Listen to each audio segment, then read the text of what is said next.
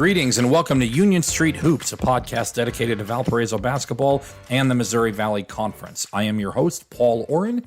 You can find me on Twitter at NWI Oren, and you can find Union Street Hoops on Spotify, SoundCloud, ApplePods, Google Pods, all over the internet, wherever you get your podcasts, and also on NWI.com. Thrilled to have you here for the final of these big group interviews that we've done.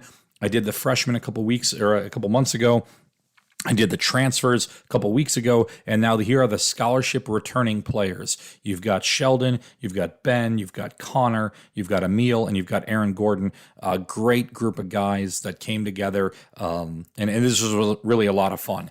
I had a blast with it. I did it the day after the Bucks won the NBA championship, so very excited about that. It was awesome to kind of revel in that with these guys who I've known for a couple of years now. They know I'm a Bucks fan, and so it was just kind of fun. I know they're basketball fans. They were into it. One of the topics that I did not touch on that I meant to was asking Eron Gordon what it was like to be on the mascot committee. We just never got to it. I thought about it. I had a note to ask about it, and we got onto some other conversations, and it just eluded me. So apologies for that. We're not going to get into the mascot talk at all here. I do understand that Valpo is coming close to picking their mascot name.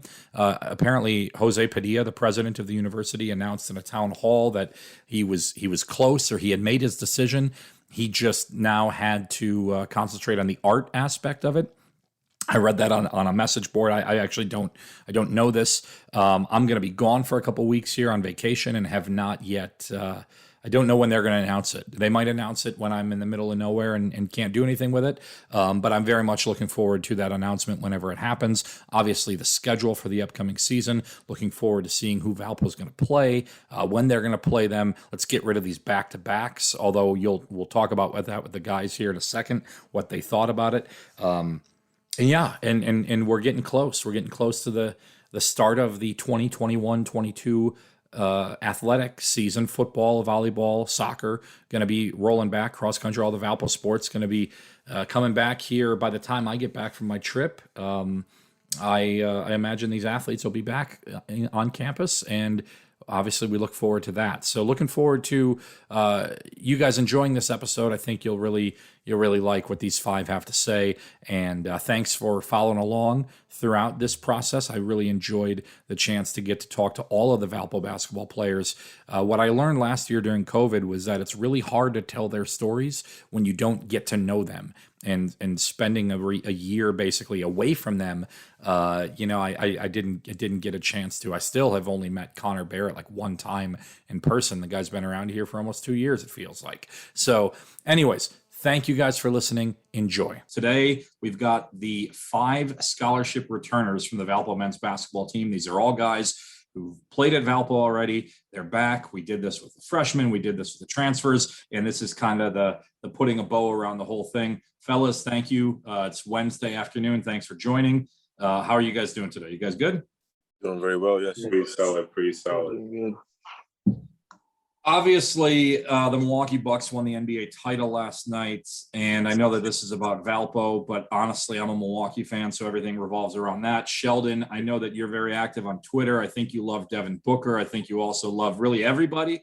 When you watch the games, what did you see? Like, and this is for all you guys, like as basketball players, like what do you guys watch when you see the NBA Finals? It's the biggest stage in the world, in my opinion. Like, people dream about that. Not everybody can experience that. So, like, for them, especially Giannis specifically, to not come around the same background that we kind of have playing AAU growing up and playing high school basketball and college basketball. He didn't do any of that. So it's kind of crazy how his whole journey, everything he's been through and went through, the different things he's been criticized about, not being able to shoot, stuff like that. And he still persevered, and he won Finals MVP. So all that doesn't even matter, to be honest. Emil and Ben, when you see a guy like Giannis, I know he's not from where you guys are from, but he's not from the United States. Emil, is this something that, like, when you see him thrive at this level, is there some motivation that comes from that? Yeah, for sure. I know how hard it is to even get like seen just going into college over here. So like for him to like make it all the way to the NBA and actually be seen, it's like that's big time. So Ben, your thoughts on watching the NBA? Everything about this series was talking about the global game and what Giannis has done globally for it. I know you're from just across the border in Canada, but what does this mean to see this guy thrive at this level?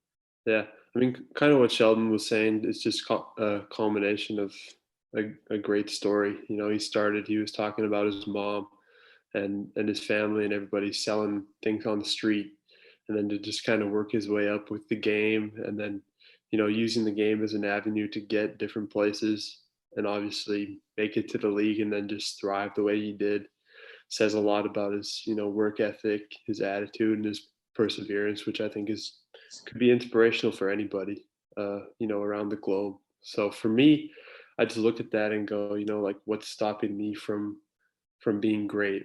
Because obviously nothing stopped Giannis. So Connor, I want to ask you about a different player, a guy that actually had a rough game yesterday offensively, but great defensively, Pat Connaughton.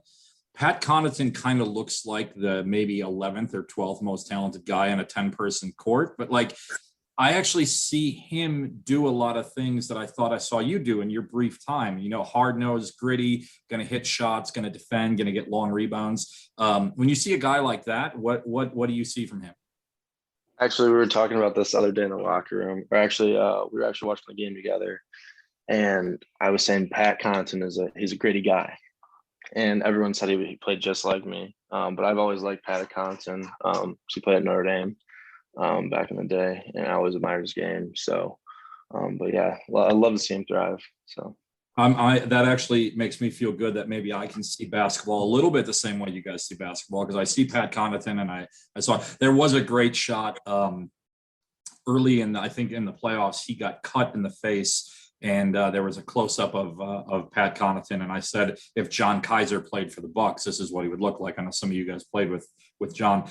Eron, I think you have such a different connection to the NBA because your brother obviously plays there. Your brother was attempting to get to this level. Can you enjoy watching the NBA when it's not the Houston Rockets? Yeah, for sure. I mean, obviously for me, you know, all my teammates know, everyone knows, like, I'm a journalist too. So, you know, I like to just watch NBA basketball, you know, from, you know, when it starts in October. This year, it obviously started in December, and, you know, just all the way through. So, you know, a Tuesday game when it's January, you know, just looking at a team like, you know, the Suns and the Bucks, I think it's really interesting to see, you know, the type of DNA that those, you know, teams have, you know, why they got to the point that they are. So, for me, I always enjoy it, but to me, it's always fun to just see, you know, the teams that I've seen, you know, struggle, because that's at one point during the year. I mean, the Bucks were struggling a lot, and at some point, and towards the end of the season, the Suns were struggling a little bit too towards the end of the regular season. So, I think it's always cool to see those teams, you know, push through adversity, which, you know, like we do in college all the time when it's maybe a tough loss, or, you know, maybe we don't play as well as we want to. And, you know, just to kind of see that, it's always really good just to see them prevail and, you know, get to the finals.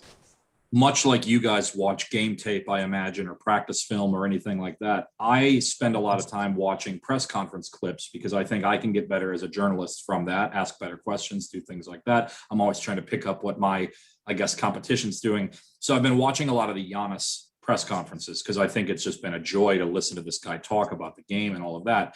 And one of the things he talked about was it's an addictive feeling to play in the playoffs and the finals. And he used a term when the ball is heavy, when everything is just a little bit more stressful.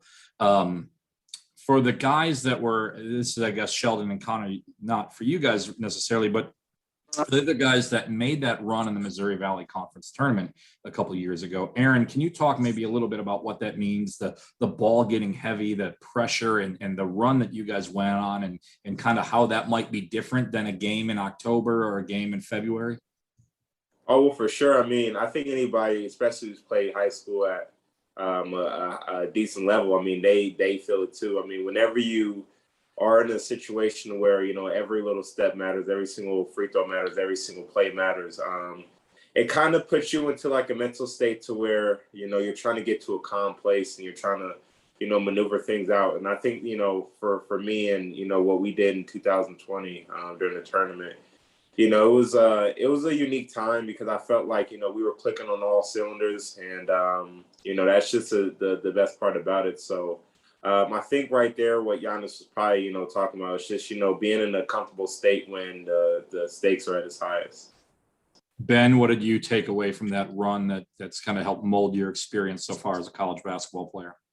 Yeah, I mean, kind of like EG was mentioning, it's just we got to a level where, we were playing kind of seamless basketball, and we were just, really connecting, really like the team chemistry was on point. We were just all playing together. And, when the stakes are high, you got to be sharp, and there's really no room for error. So, I mean, you lose, you go home kind of thing. And, honestly, we played a great tournament back in 2020. And, I just felt like, along with Ryan and John kind of leading the ship, everybody else just kind of fell behind, and then, played their role to a T. So that was pretty impressive. And Emil, I want to ask about playing that role to a T. I was watching the Bucks celebrate last night, and Giannis ran over and grabbed Jordan Nwora right away. I think I said his name correctly. Sam Merrill was there, and I know you haven't gotten a lot of the minutes there, but obviously you're a member of the team and everything like that. And these guys are talking about the role that you've got to play. Kind of how have you taken these first 2 years to kind of prepare you to maybe take a next step here? I mean, even though if you don't play or not, you're still with the team through all the highs and lows and stuff, and gotta be with them in a way.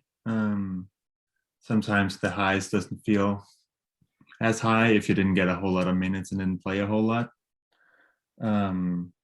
So it's like great to have a team around you to like count on them to get you through those highs and lows in any way you can, even if you don't play.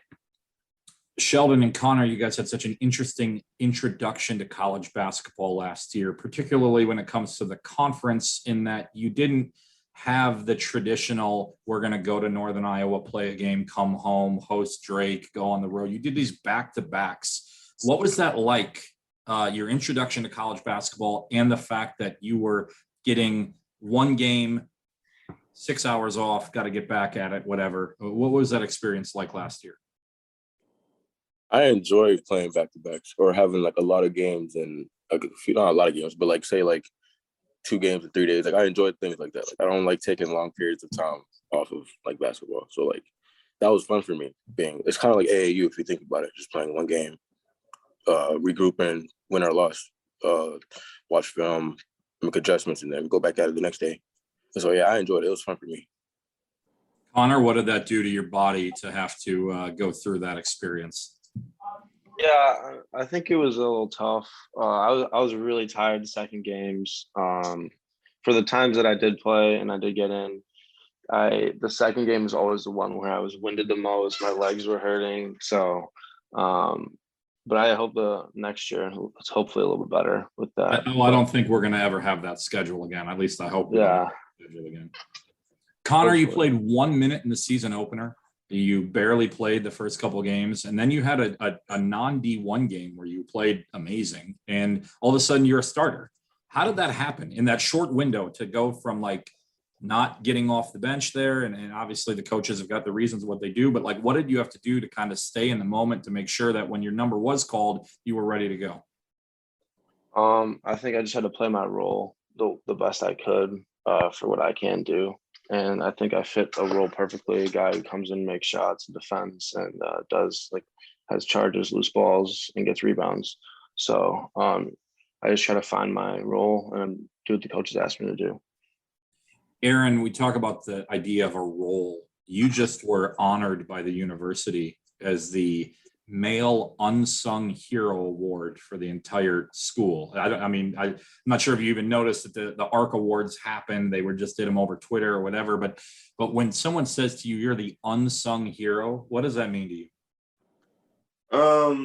It's definitely a weird award. I mean, it's not an award that you necessarily are trying to get. And those awards, normally mean a lot because it's not something, I didn't come into the year saying, I want to get the Unsung Hero Award. Right. But, normally those type of awards, they mean a lot. Obviously, you have different awards, like how you have an NBA, they have like the Citizen Award. the leadership board, certain things like that. And it's always really good, obviously going into my 6th year. I've been in, pretty much every single, shoe in terms of college basketball. I've been in a situation where, I've played heavy minutes and started. I've been in a situation where I've been like a 6th man. I've been in a situation where I've been a role player. I've been in a situation where, there's been games where I may play, I may not play. I may play 2 minutes. So, I've been in pretty much every single role in my situation. So, just being able to know that and to be able to help others and, pretty much just, make everything, run smoother with the coaches and the entire program. It makes everything just a little bit easier. Ben, you had an interesting year last year in that your freshman year you came in, you were, one of the top guys off the bench, and then you move up the scouting report last year as maybe the number 1 and number 2 option. I guess I don't want to like embarrass anyone in here, but like, what advice would you give to maybe a guy like Sheldon, who's probably going to be in that same boat this year, right? Or a guy like Connor, the guys that move from that freshman to sophomore year where everyone knows your game a little bit more. Everyone's kind of keyed in on you a little bit more. Yeah. I mean, for me personally, I just tried to stay in the gym as much as possible. And I know these 2 guys do that. So, I have faith in them for that aspect of things. And, from my freshman to sophomore year, I just played with a lot more confidence and, kind of tried to push the agenda a little bit and tried to, play my role, but kind of expand that role a little bit more. And, just tried to trust the coaches and, watch film. It's really just a bunch of different things coming together. And then, from there, you watch that film, talk with the coaches, and then, of course, that confidence comes. So once you have those 3 things, it's just kind of like you feel like you can move forward. And I feel like that's kind of what I did.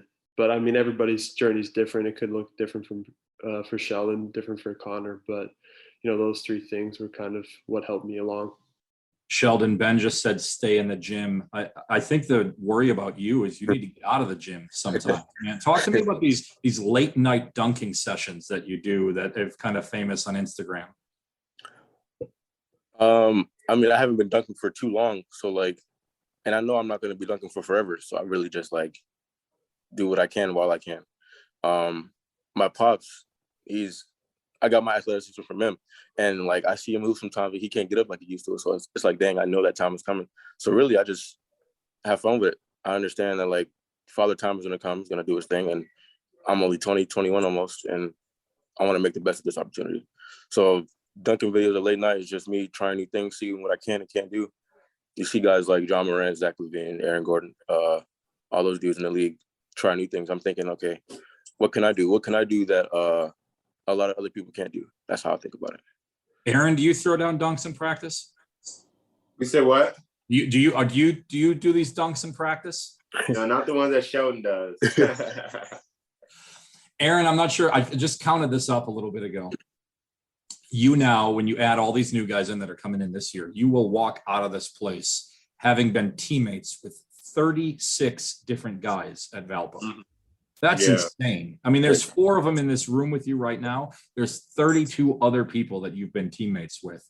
What does that mean to you to know that you've had the chance to maybe touch the lives of so many people, and so many other people have kind of touched your life through this journey of Valpo basketball? I mean, it's been really, it's been, quite a blessing. I mean, you can add on more if you count Seton Hall, but it's always really good, just knowing players in different atmospheres, knowing them, having individual relationships with them, having a group relationship with them.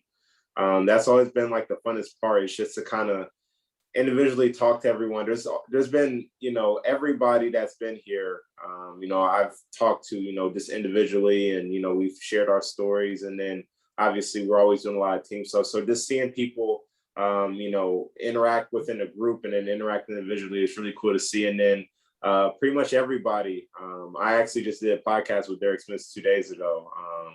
He recently just retired from basketball, and it's funny, I was just talking to new guys about him. What was he like? He was Rick Smith's son. And just, just sharing them his experience when I was here with him for a year. So, aspects like that are really cool. You don't get 36 different teammates unless some guys leave.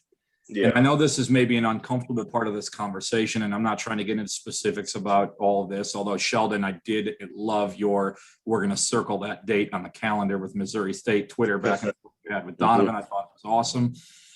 I guess I want to ask a bigger question, and Ben, I'm gonna pick on you for this one.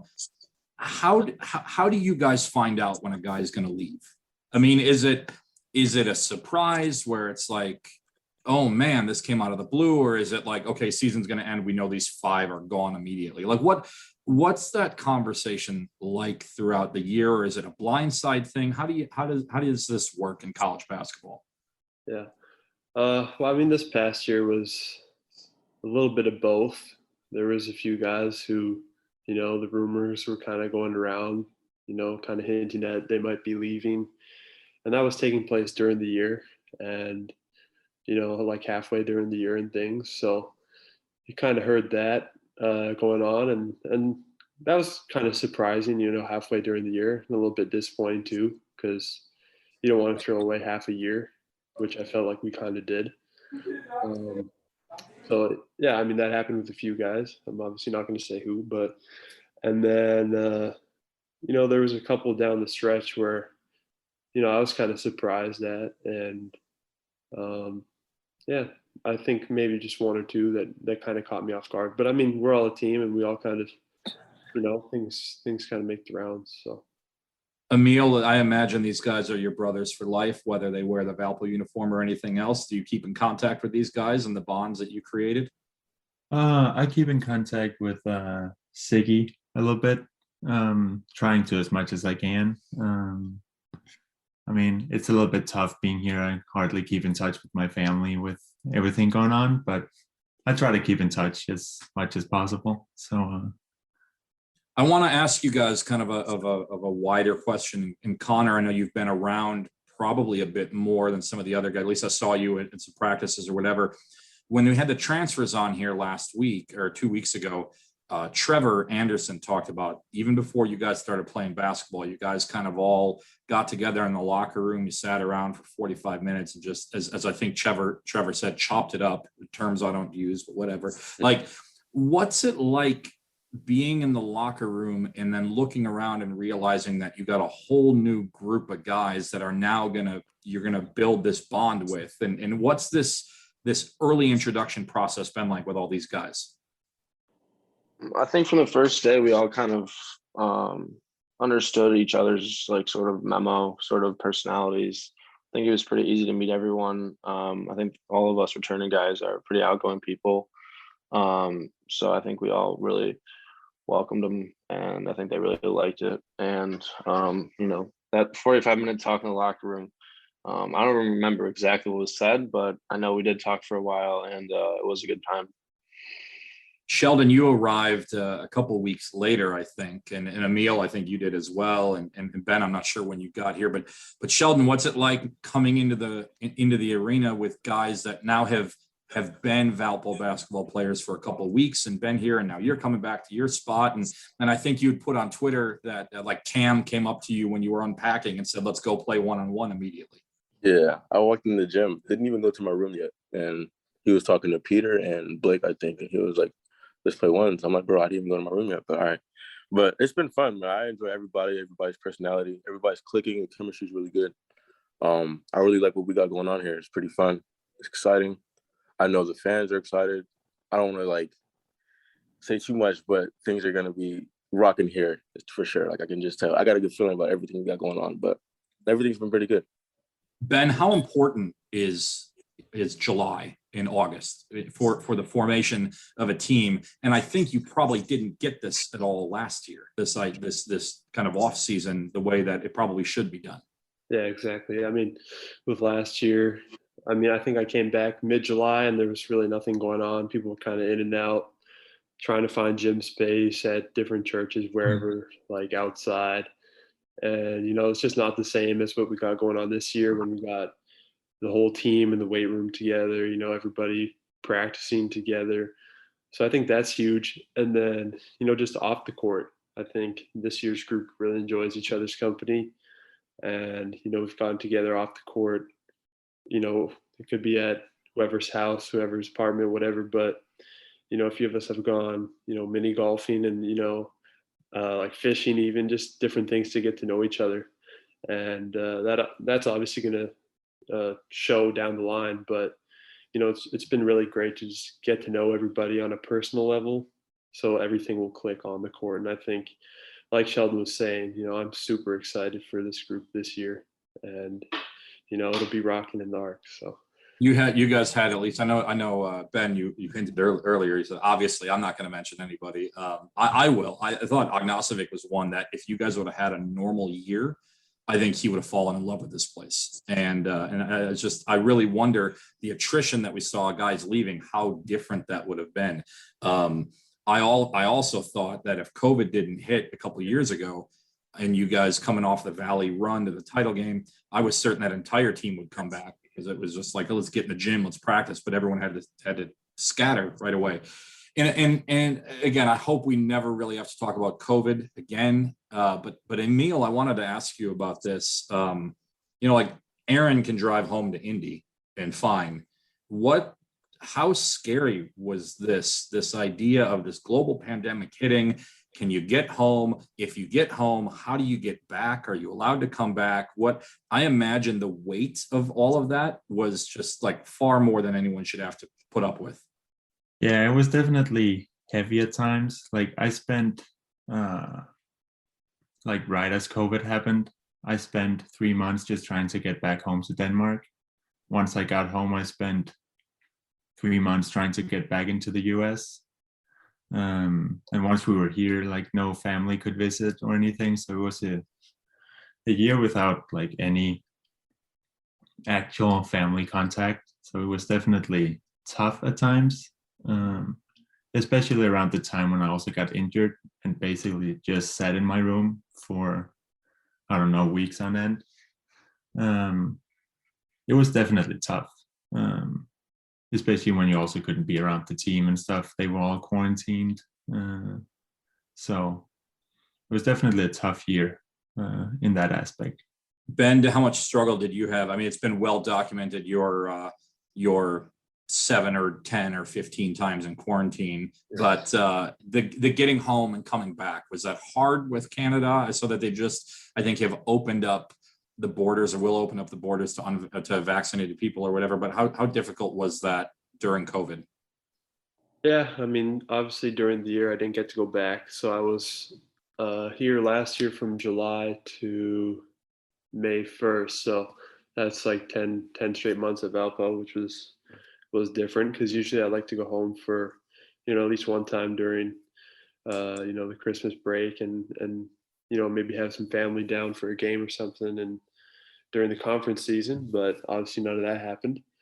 So that was a bit of a challenge. And then, getting back home wasn't too bad. The Canadian government was a little bit stricter than the American government. So I had to, fill out a bunch of different, forms and track my quarantine on an app and check in and things. So, I mean, it wasn't anything too crazy. It was a bit of a process though, and it took some time. And then coming back was fairly easy. So I had no problems with that. And yeah.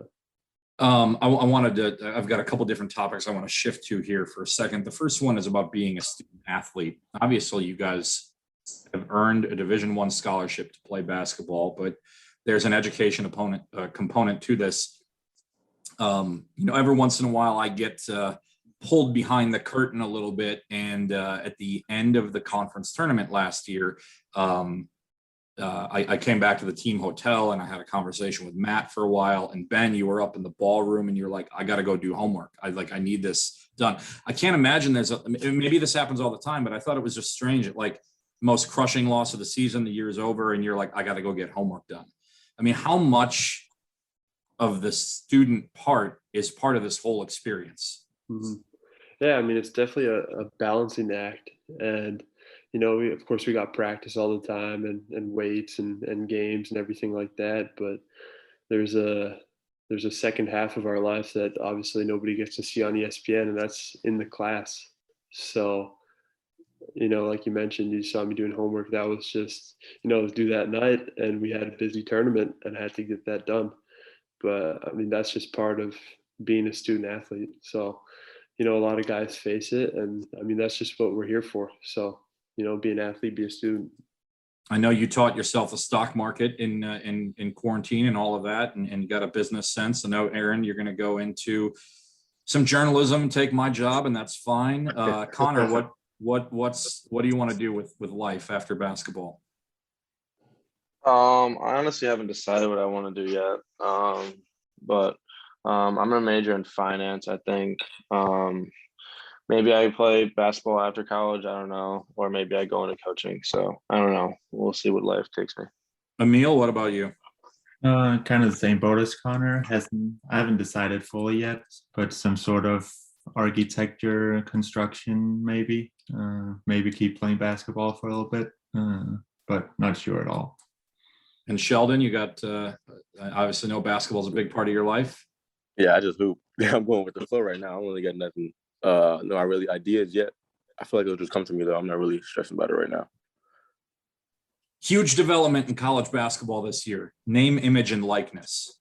Eron, I'm going to settle in on you here because I think you have got a name, image, and likeness deal or something that you're working on. I mean, I saw it looked like a paid partnership post on Instagram. That's all I'm basing this off of.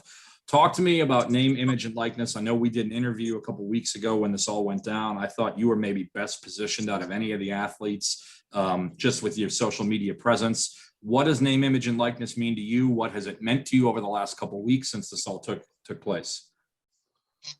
Well, I mean, I definitely didn't think it would get this big so fast because obviously I know it's been, making its rounds around the NCAA, but, just with the NIL and just, having the ability to, market yourself, I pretty much show myself that I'm not going to do any like money transactions, but like in terms of like being an ambassador, getting the gear, supporting companies, I'm definitely going to do that as much as I can. So I think it's really cool, and I think that a lot of other athletes should probably try to take the same role in terms of being able to use your image, not necessarily get involved with signing any contracts, making any deals or anything. Just kind of getting free stuff. Being able to support maybe a friend's business or a local business, and just making yourself more aware around the community. Are any of you Barstool athletes? Yeah. Yes. Ben, go ahead. I mean, I tried. I filled out the form and just, wanted to see where it would take me. They didn't post anything yet, but we'll see what happens with I that. feel like the entire volleyball team, women's basketball team are all Barstool athletes at this point, which I think probably plays into a bit more of what Barstool is all about. Ben, I know that we kind of had a conversation in passing about name, image, and likeness, and there was some question about international athletes and whether or not you guys, because of your visas, were allowed to partake in that. Have you gotten any more clarity about this or anything? Well, I mean, I did a little bit of research and obviously looked at the couple of articles that you sent. So, I mean, I feel pretty comfortable, being allowed to do whatever it may be. And, for me, I'd like to just explore it a little bit more and get familiar with everything before I, make any crazy deals or whatever, if that ever comes up. But yeah. I want to go to the basketball side of things for a second, the on-court aspect of this, and then we'll wrap this up. You guys play a very interesting brand of offense, this kind of motion that you guys do, and at times it stagnates into 3, 4, 10-minute scoring droughts at times. How complicated is the offense, I guess? Because I mean, I watch it, my mind gets blown. I'm like, I don't necessarily always know what things are happening. My basketball career ended in 8th grade. Sheldon, I want to start with you as a freshman who came into this last year. Like, what's the offense like? It's different now, but talking about last year, it was I don't know, we kind of never really clicked offensively. Like that, I feel like the way we didn't have like the off season like that really played a factor into that too. Like now we're in July and we have time to like work on what we need to work on. We didn't have that last year, so during the year it was kind of like learning on the fly in a way.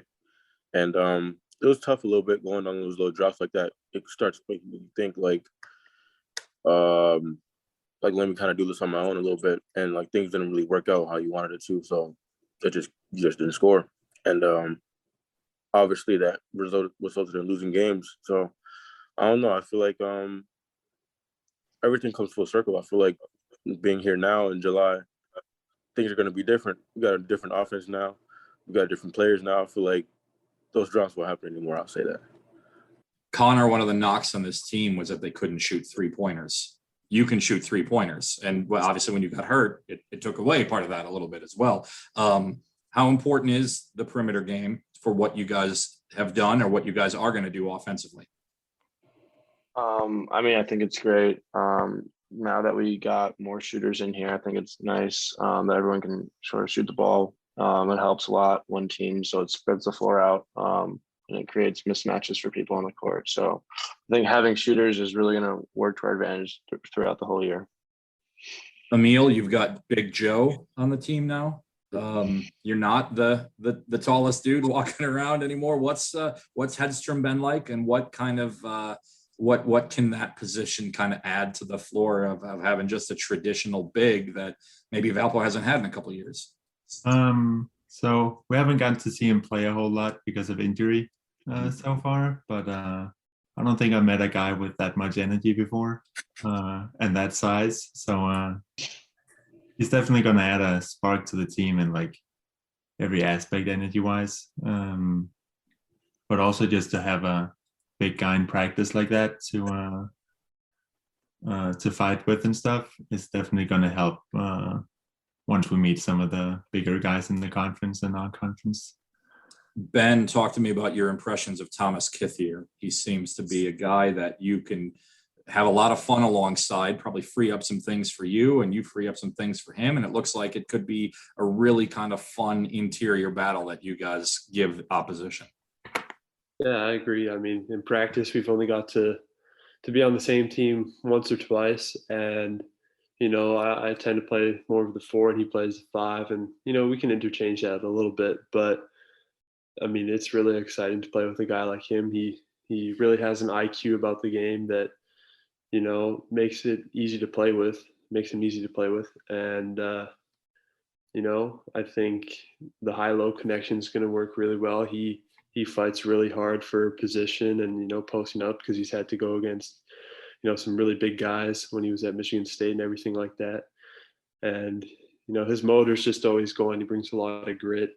And, you know, I'm really excited to get into some games with him. And, you know, practices have been exciting so far. You know, we've played against each other a lot and had some pretty good battles so far. So, yeah, I mean, it's been a couple weeks now, but the first couple practices against him, I was kind of like, okay, this guy can play. Like he's got some really good post-up moves and everything. And, you know, he's a smart player. So I'm really excited about him.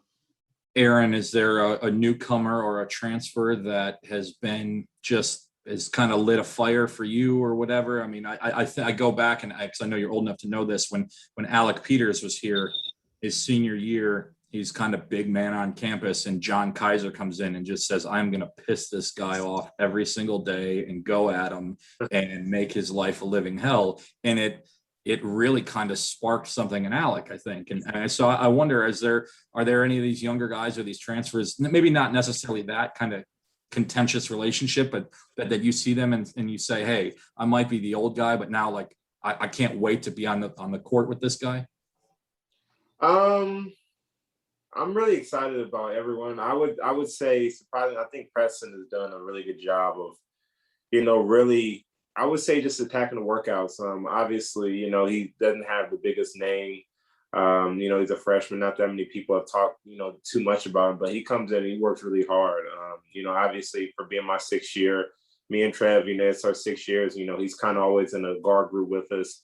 He pushes us really hard. I mean, we've obviously, you know, we played at, you know, the Power 6 level. So coming in, sometimes I think it's really easy for us to just say, okay, we know what to do. You know, we really don't want to, you know, just go through the motion, but he does a good job of really pushing us.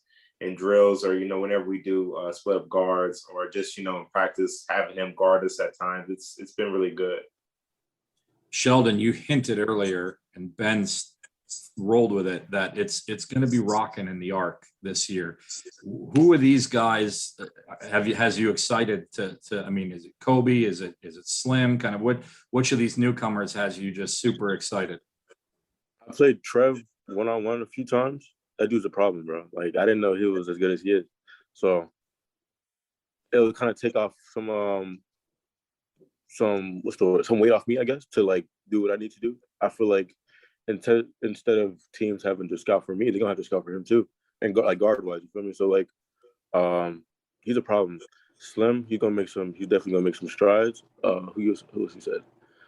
Hello, Kev. Kev Kev is Kev. great. Yeah, I played one of him yesterday, bro. Problem. I'm like, bro, like he pulled up from like almost the volleyball line with me in his face, bro. I'm like, bro, I'm like, he made it. I'm like, yo, this dude, he's definitely. Oh my goodness, that's crazy. He's such an interesting.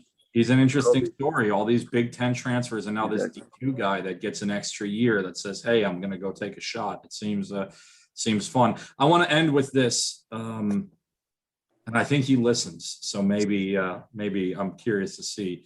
Connor, what are your impressions of Matt Loddick as a basketball coach and as a competitor? Because he just, I mean, man, does he get fired up during games? And I've seen him in practices. Just kind of your thoughts on playing for that guy and kind of what he brings to the whole operation.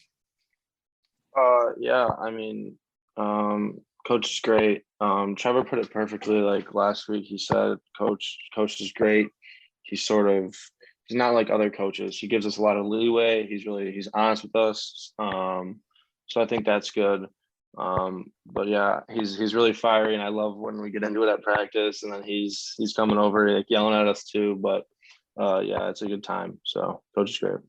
And that's interesting, obviously, and I'm not trying to start anything here, but when 9 people leave, you look at the person at the top as maybe one of the reasons why that might happen. But when a group of guys comes back, you also look at the person on the top and think about maybe there's a reason why that happened. Aaron, you have watched Matt evolve as a coach over your time here. What have you seen, and how excited are you for this upcoming year? Yeah, I think, obviously he's a younger coach, and I mean, obviously he's still learning just like how all the players are learning. One thing that I always said about him is he's a completely fair coach. Like I said, I mean, no player believes, every single thing that their coach does is correct, or, they never bump heads. But one thing I will say about Coach Loddick is that I think he's 100% fair, and he's always trying to do his best to win. There's no, hidden agendas or anything. And I think something that, I've noticed with him just over the years is he's continuing to evolve and make adjustments on both ends of the court in terms of offensively and defensively. And, I'm really happy to see that, especially with, just a new team coming in pretty much, except for, the returning, 5-6 players that we have. And I think it should be really, a really good year. I want to ask also, because I love the guy. Matt Bowen just looks like a basketball lifer, right? Like just a guy that he's going to tuck his T-shirt into his shorts, and he's happiest with a whistle around his neck and out there. What does he bring to Ben? I'll ask you, what does Coach Bowen bring to this team? Yeah, he definitely brings a level of honesty. I mean, he's going to tell you how he feels, no matter what. Doesn't really care if he hurts your feelings or not. But he wants what's best for the team at all times. And at first he was a little almost too in my face as a freshman, but I got used to him, and he's a great guy and everything, and I really enjoy him coaching me and everything like that. And yeah, I mean, like I said, he just wants to win, and yeah, he's been great. So. Coach Rob is somebody who I just really enjoy as well, because every time I see him, he tells me the 15 TV shows he's watched that week. What do you see from his energy that's out there? So yeah, Coach Rob and I've talked a lot about stocks and everything like that. He's just a very personable guy, and really tries to build relationships with guys off the court as well as on. And just like Coach B and the rest of the coaches, he's really fiery. Gets really excited about practice and games and everything, and just willing to do whatever he can to help the team win. And he definitely goes above and beyond, and making sure guys are getting extra work in and being there to teach and coach along the way. So Emil, Luke Gore, I know he gets into it with the bigs every now and again and moves around. He's a guy who's been here for 17 years, I think, which has got to become one of the longest tenured assistant coaches in the country. What do you see from Luke? Of course, all the ins and outs at Valpo. So, like, even off the court, I think he's just the guy you can get to, like, fix everything. I know Ben told me when he was trying to come back here, he needed something signed and was emailing someone at the school and didn't get a response for a long time. He called Coach Gore and got a signature within an hour or something. So he's also there to help us out in every aspect he can. So and then he likes to joke around a whole lot. So he's a fun guy to have on staff. I'll end with this question. Connor, what does success look like for the Valpo basketball team this year? Success would be winning in a conference. We'd be winning conference, going to the tournament. Yeah. Is that, I'm seeing some heads nodding. Sheldon, is that kind of the universal thought of that's goal number one?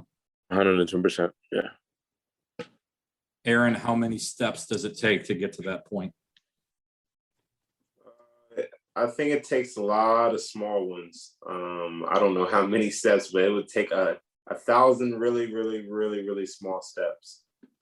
And I ask this because I love the quote. We started with the Bucks. I'm going to end with the Bucks. Giannis gave this great quote about how the past is ego, the future is pride, live in the moment. And then he talked about we need to, we want to celebrate, we want to win the game, but there's a lot of steps that have to happen before that. And it just made me, again, realize that you guys did not get to take a lot of those steps last year, nor did anybody else in college basketball. It's not like you guys were, the only ones that had this happen to. And so I think the teams that were successful in the conference, the Loyolas and the Drakes, they had guys that had been doing this together for a long time. So excited. Ben, any final thoughts on the steps and the goals for this year? Yeah.